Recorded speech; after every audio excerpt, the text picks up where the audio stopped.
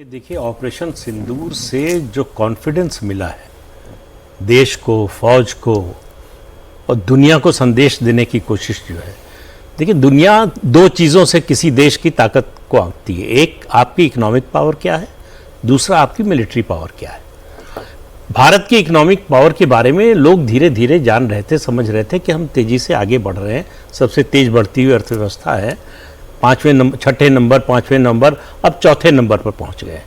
लेकिन भारत की military power क्या है, ये तो 26 साल बाद दिखी है। कारगिल में थोड़ा दिखा था, लेकिन वो बड़े लिमिटेड एरिया में हुआ था, तो उसका ज़्यादा पता नहीं चला था। और उसके बाद उस समय तक जो है मेक इन इंडिया, जो सेल्फ रिलायंस है डिफेंस में, वो हमने कार्यक्रम शुरू नहीं किया था। हमने जो हथियार बनाए, हमने जो डिफेंस इक्विपमेंट बनाए, वो टेस्ट नहीं हुए थे वॉर टाइम में। वॉर जोन में जो है उनका टेस्ट हुआ और पता चला कि चीन, पाकिस्तान या पाकिस्तान को जहाँ जहाँ से भी मिले, उनसे हमारे जो उपकरण हैं उनकी गुणवत्ता बहुत बेहतर है। तो ये कॉन्फिडेंस वहाँ से आया। दुनिया ने पहली बार भारत की सैन्य ताकत को देखा। किसी एक देश, पाकिस्तान जैसा देश जो अपनी एयरफोर्स पर इतना गर्व करता था कि जो हमारी एयरफोर्स का कोई जवाब नहीं है, उसको कुछ घंटे में तबाह कर दिया। ये कॉन्फिडेंस वहां से निकला है। दूसरा, ये देखा कि पाकिस्तान के खिलाफ कोई खड़ा नहीं हुआ। अमेरिका भी, जो हमको उम्मीद थी कि ट्रंप के आने के बाद अमेरिका की पॉलिसी बदलेगी, वो बदलाव दिखाई नहीं दिया।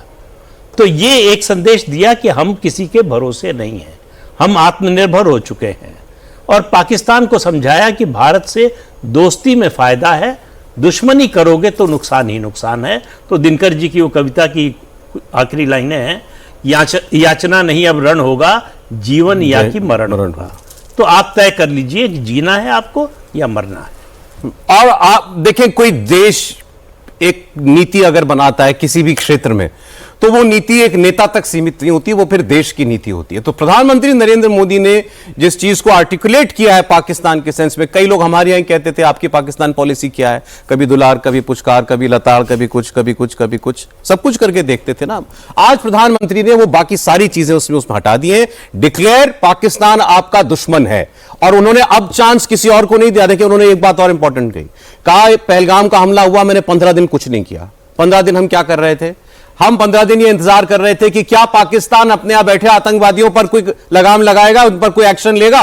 नहीं कि नहीं, उसने कुछ किया तो हमने किया जो हमें करना था 6-7 की रात को आतंकवादी ठिकानों पर हमला करके। तो आज वो कोई बात पाकिस्तान की सरकार से या पाकिस्तान की सेना से नहीं कह रहे हैं, वो पाकिस्तान के लोगों से कह रहे हैं कि तुम देखो कि तुम्हें ऐसी सरकार और ऐसी सेना चाहिए, नहीं चाहिए तो इनका कुछ करो इलाज, नहीं तो हम करेंगे। सुख चैन से जियो, रोटी खाओ, नहीं तो गोली खाओ।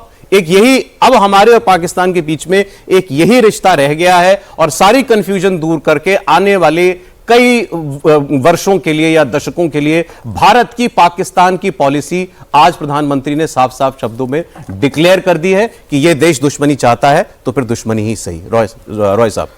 सौरभ, देखो, सबसे बड़ी बात यह है कि जहां तक भारत की सैन्य शक्ति का सवाल है, दुनिया इसको लोहा तो पहले से ही मानती आई है। प्रदीप जी, अगर देखें हम 71 की लड़ाई में, दूसरे महायुद्ध के बाद 71 की जो लड़ाई भारत की हुई पाकिस्तान के साथ, जिसमें कि पाकिस्तान के 2 अंगों में से एक अंग को काट करके बांग्लादेश बना दिया गया, उस समय हमने 93,000 इनके प्रिजनर्स लिए थे। दूसरे महायुद्ध के बाद कोई ऐसा देश इस मुकाबले का नहीं निकला जिसने कि इतने कम समय में एक पूरे देश को हरा के 2 भागों में बांट दिया हो और 93,000 प्रिजनर्स कैद किए हों। अगर पाकिस्तान को तब नहीं समझ में आया कि हम क्या करना चाहते हैं उसके साथ और किस तरह का रिश्ता हम उसके साथ रखना चाहते हैं, हम खाली उसको पुचकार करके कोशिश कर रहे थे कि वो समझ जाए इस बात को कि शांति से रहना सीख ले। उम्मीद हमें बिल्कुल नहीं थी उससे कि सीख पाएगा। और 22 अप्रैल को भी जो घटना हुई और जो 15 दिन हमने समय लिया, वो समय इसके चलते नहीं लिया कि हम सोच रहे थे करना क्या है, हमें मालूम था करना क्या है।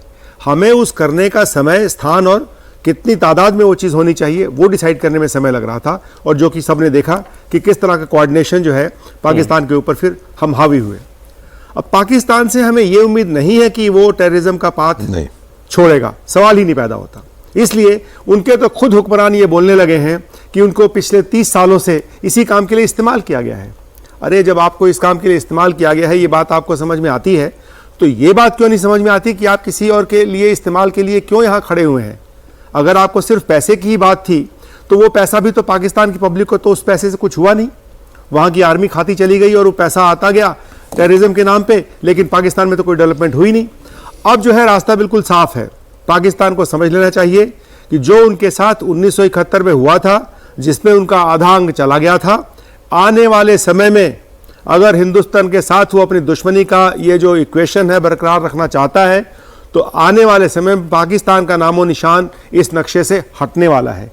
इसलिए नहीं हटेगा कि हम उसको बर्बाद करेंगे, वो खुद ही बर्बादी की ओर बढ़ चला है और पाकिस्तान नाम की जो एक देश है वो देश खत्म हो जाएगा, क्योंकि वो इतने हिस्सों में बढ़ जाएगा, बिखर जाएगा कि उसको अब समझ ही नहीं आएगा कि ये पाकिस्तान को ढूंढे तो कहाँ पे ढूंढे। और ये बात अगर आज उसको नहीं समझ में आ रही है तो जो ये आप सोचें ऐलान कर दिया गया है कि दुश्मनी के साथ किसी के साथ रहना वो आपको आने वाले समय में नुकसान ही करेगा, इसका कोई फायदा तो हो नहीं सकता।